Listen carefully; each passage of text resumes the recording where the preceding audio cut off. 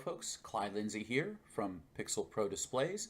Thank you for taking the time to stop and check out today's video on the groupings inside the new PPD Pro Layout. So what you see in front of you is the brand new PPD Pro Layout that's available in the store whenever you purchase the new sequences that have come out in 2018, the end of 2018 and beginning of 2019. So what we'll do is we're going to go through, and one of the things I want to mention before I go through all of this, and we're starting at the bottom, you can see, we're not at the top of the list in the model layout, but in the layout tab here, I'm going to use the term logical group. To me, to put things together into a group that is logical, my definition is you have a lot of the same things, or a number of the same things. It doesn't necessarily have to be more than one or two, more than 4 or 5. It can be just 2 of things that are similar. So as you can see here, a logical group will be a tree line of trees in a row. All the stars, those are a logical group to me because they all represent the same kind of item. So whether I sequence at the group level or if I open it up and I do go a little bit into the individual prop level, you may have to map some of those individual props.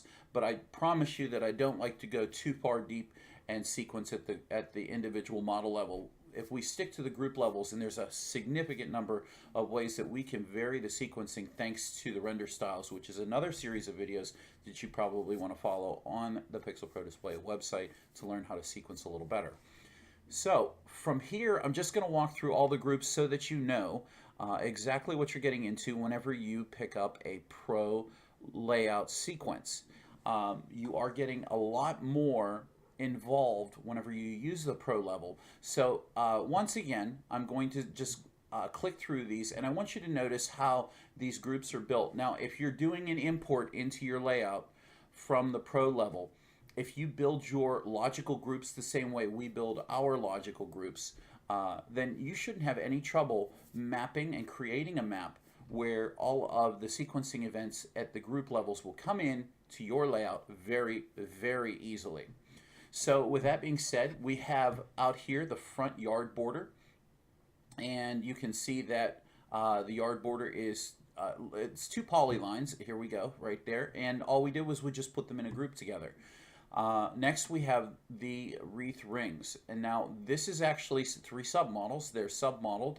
You can submodel all of those, and we can go in and we can run different patterns on each of the individual models. But we took the submodels and put them all together. Now, if you wanted to, you could just map to your one wreath with this group, and that probably would work out pretty good. But what we've done is we have created a submodel, the inner wreath, the middle, and then the outer. Next, we have the windows and doors. This is a logical group. Everything here kind of goes with what we've been talking about. We have stars on trees. Okay, so don't be confused. But when you have a mini tree line, you have those stars on those mini trees. Now, if you don't have stars on your mini trees, no worries.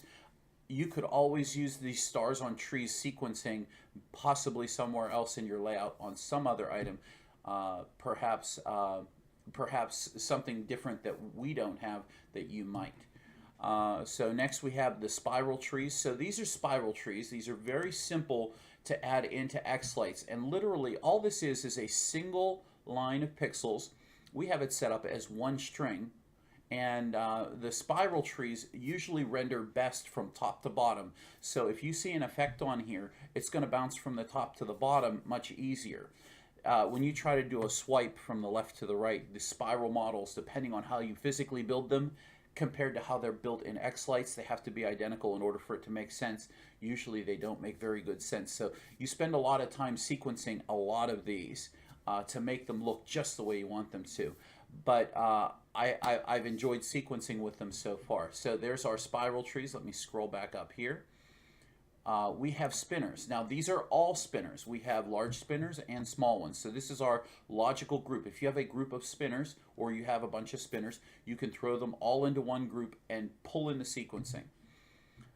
Spinners small arms. So this group here now is all submodeled, and as you can see here, the submodels are built in. These submodels physically come in whenever you do a physical import with xLights, with the create new download. I believe that's how we do it. You create new download, and now what will happen is you can see that James at Boscoyo has all of his models are in here. As far as I know, I'm sure there might be one or two that are missing, but there are submodels built into into a lot of the features, into a lot of these models. And if they're already in there, if you follow the model diagram, if you open this up and you click on it and you say, I want to know, there we go. We can go in here and we can go to the submodels, and you can do this on your own. If you've downloaded this, you can right click here and you can see, look, here's already submodels that are built in thanks to the Boscoyo website adding those in. Or people who have taken the time to physically create it. So if you click on these, you can see exactly where the submodels are. So it stands to reason, if you use this model, the other thing you have to do is you have to build the model identically, so that this, made it real big and I didn't mean to, so that wherever these nodes line up, they must be the same nodes that you're using.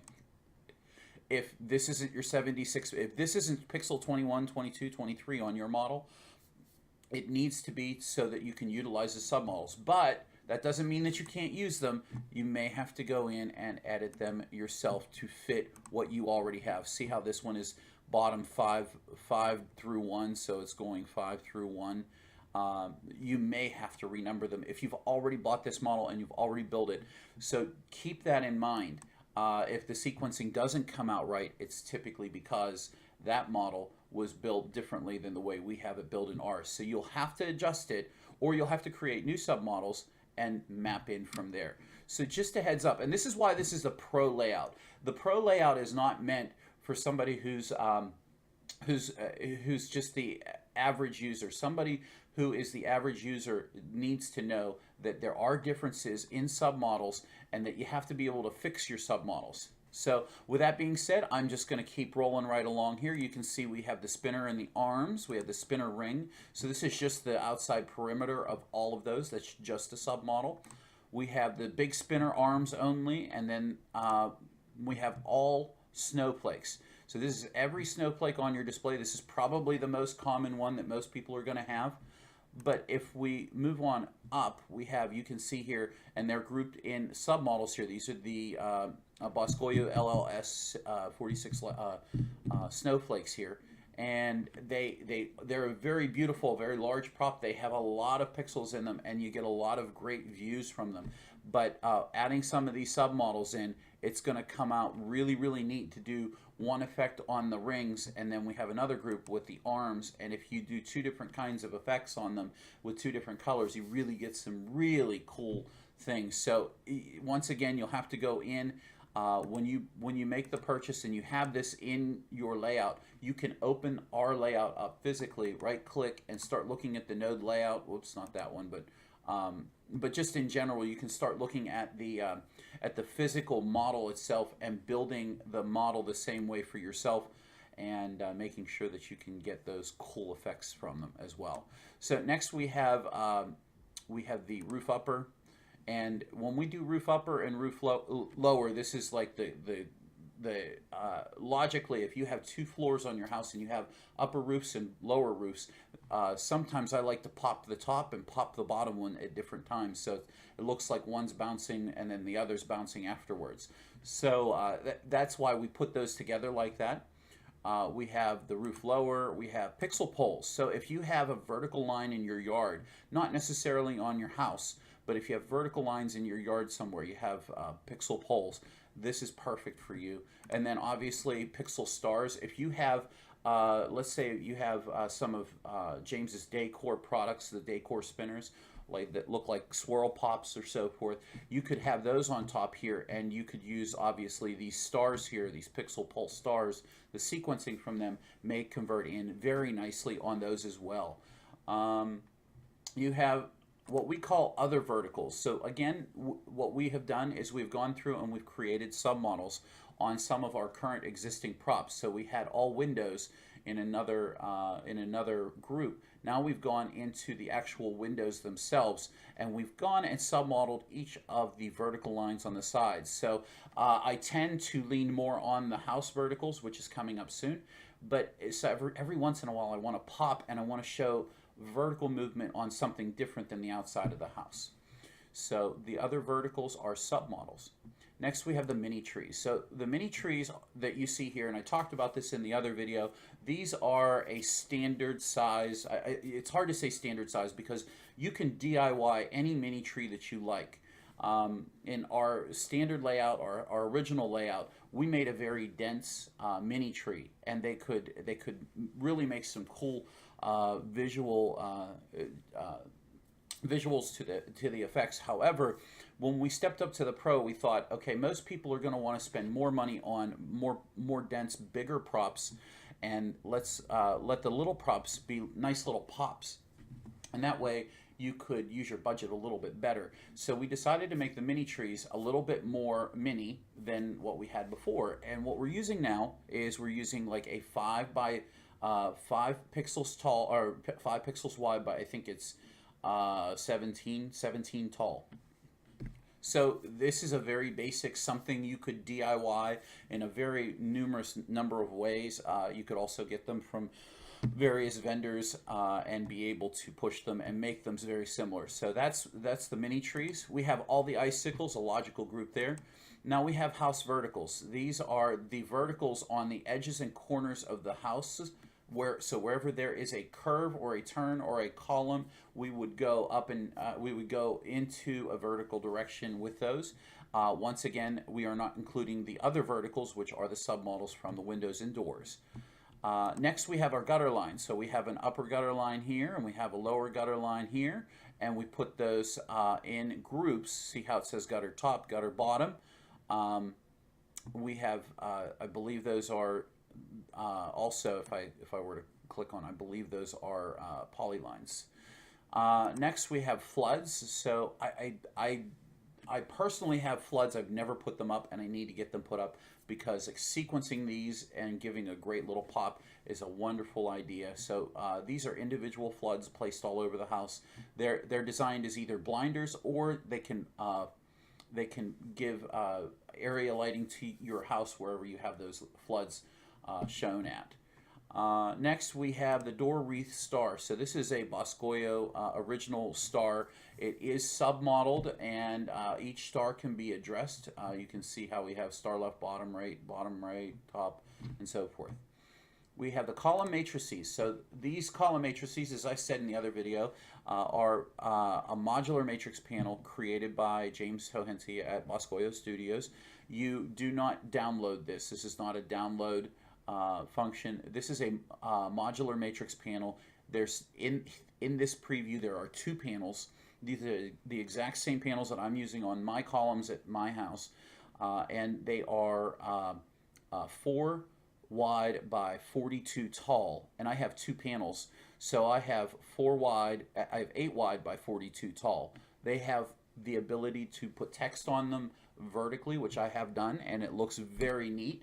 And they give great definition. You can use the VU effect so you can see the equalizers bounce up and down, and they're really, really cool. I love a lot of the pops that you can do with them, and the shockwave works really well on them. So once again, these are just 2 standard matrix if you order them from him, or you can create your own, obviously, but that's the matrix panels we are using, and they're very common throughout the the number of users out there using them. They're very simple. We roll right up. I love them. I couldn't recommend them more. Candy canes. So this obviously is a logical group here. Arches, logical group. Now we're going to get into some of the more main groups that we have. I'm going to skip all yard for right now. These are all stars. So everything in the display that is a star in your layout, including your Megatree star, your pixel poles, if they have stars indeed on them. Maybe you have stars on your roof. I have some stars on my roof along beside my snowflakes. So if you have a whole bunch of stars, we do have an all stars group. Whether we use it a whole lot throughout the display, I don't like to use whole groups like this a whole lot, but for a great pop, whenever I want everything going, this is a great little group to have. Next, we have all roof. This is every bit of all of the icicles, not just the gutter lines, not just the top roof, not just the bottom roof. This is all of the roof. Next, we have all house decorations. So going in consistent with a lot of the other logical groups we have, it's kind of logical to think of the groups that are on your house, or the props that are physically on your house as decorations. You are decorating your house with a decoration. We consider the spinners, we consider the wreath, the bow, and everything else that you see there. We consider that all house decorations. We could also create one that says all yard decorations, but we'll get into that next, which is here. We're going to go to all yard. So the three main groups that we have are the all yard, the all house, and the all display. The all yard is anything physically touching the ground, not attached to the house. This is our all yard group. And we put the individual models in here. So, well, actually, we put individual groups. So here what we have is we put the arches group in here. We put the mini trees in here, the stars on trees group, the candy canes group, the yard border group, pixel pole stars, and then you have the spiral trees. So everything that is of the yard and on the ground, those are all in our all yard layout. Next, what we go to is the all house display. You notice that the mega tree and the mega tree star didn't light up. You notice that the matrix panel here didn't show up, and neither did these two trees, the tree and this panel over here. The reason for this is because those are sequenced at the model level. These are the three things that we typically will sequence at the model level. But this, like I said, sometimes we'll pop in the star in that all stars group. With that exception, we only sequence the matrix separately, and we always sequence the tree separately. Every sequence you purchase from PPD will have an entire tree sequence and an entire matrix sequence. So we're covering all of your bases for you. Now the final thing you'll notice that what's on the house and is not lit up in the all house group, that is the floodlights. So what you see with the floodlights are physically, those are separated out, so you're not going to get an all-on effect unless you add those in as well. So we didn't include that because you may want everything on and then you want to give it a pop with those floodlights to give it either a different color or even more of an exemplification whenever you bring those on with the same color. So that's how we do that. And then once again, everything in this group is using the logical groups or the physical groups that we've created. So there's no individual models here. These are all groups within an all-house group. Finally, whenever it comes to all display is very simply putting your all-house and your all-yard all into the all-display group. Now, I highly recommend you setting up your groups in a manner similar to this. Some people have gone so far as to create the physical group, and then whenever they name it, they right-click and they name it. Whenever they name it, they add the words PPD to them. So it makes it easier whenever you're doing your import that you can say, oh, I see their all display goes to my all display PPD. And then you'll understand that it's much easier to do your imports. This has been truly very successful with our original house layouts because our layouts were the beginning of the true easy imports where you got something very simply into your layout without much work.